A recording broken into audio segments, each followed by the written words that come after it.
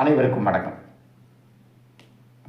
மத்திய உள்துறை அமைச்சர் அவர்கள் அமித்ஷா சொல்லியிருக்காங்க, இந்த மாதிரி ஆங்கிலம் தேவையில்லை, மாநில மொழிகள் தேவை, குறிப்பாக இந்திய தேசத்திற்கான மொழிகள் தேவை.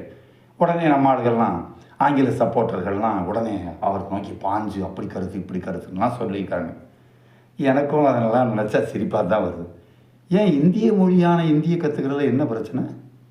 வெளிநாட்டிலேருந்து 300 வருஷமே ஆன ஒரு மொழியை இஸ்ஸு அப்படின்னா உழவர்கள், அதுவும் இங்கிலாந்து உழவர்கள், அந்த மொழியை கற்றுக்குவீங்களா?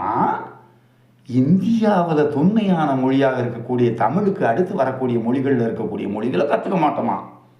என்ன இதெல்லாம்? வெளிநாட்டுக்கு அடிமை செய்வோம், இந்த நாட்டின் மொழியை கற்றுக்க மாட்டோமா? இது எங்கே போய் முடிய போகுது? யார் இப்படியெல்லாம் கிளப்பி விடுறதுங்கிறதான் புரியல எனக்கு. இந்த சிந்தனை யாருக்கிட்ட இருந்து வருதுங்கிறதும் புரியல. குறுகிய மனப்பான்மை உடையவர்கள். ஐயா, எனக்கு வெளிநாடு போகிறதுக்கு வசதி இல்லையா, விமானம் ஏறுற அளவுக்குலாம் பணம் கிடையாதுயா, கப்பலில் போகிற அளவுக்கு பணம் கிடையாது, இந்தியாவுக்குள்ளேயே நான் ட்ரெயினில் மட்டும் போயே பொழைச்சிக்கிடுவேன் அப்படிங்கிறவங்களுக்கு கண்டிப்பாக ஹிந்தி வேண்டும். ஆந்திராவை தாண்டிட்டிங்கன்னா are you an Indian, speak in ஹிந்தின்னு கேட்குறான். நான் போயிருக்கேன்.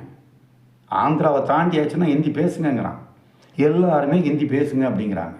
ஏன் ஹிந்தி பேசுகிறதுல கற்றுக்கிறதுல என்ன பிரச்சனை? நீங்கள் நடத்தக்கூடிய சிபிஎஸ்இ பள்ளிகளில் ஹிந்தி கட்டாய பாடமாக வைத்திருக்கிறீர்கள்.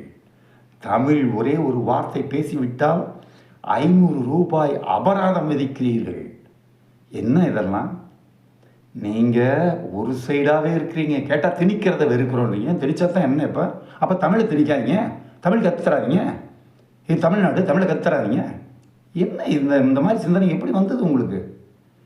எல்லா மொழிகளையும் கற்றுக்கொள்ளட்டும், குழந்தைகள் எல்லாவற்றையும் தெரிந்து கொள்ளட்டும். உலகில் உள்ள அனைத்து மொழிகளையும் கற்றுக்கொண்டால்தான் 10 மொழிகள் தெரிஞ்சது பாரதியாருக்கு.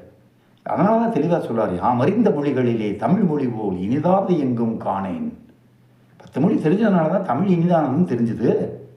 ஒன்றுமே தெரியாமல் கிணத்தவளையாக இருந்தால் எப்படி தெரியும் அவர்களுக்கு? தெரிய விடுங்க, கற்றுக்கொள்ள விடுங்க. மீண்டும் சந்திப்போம். வணக்கம்.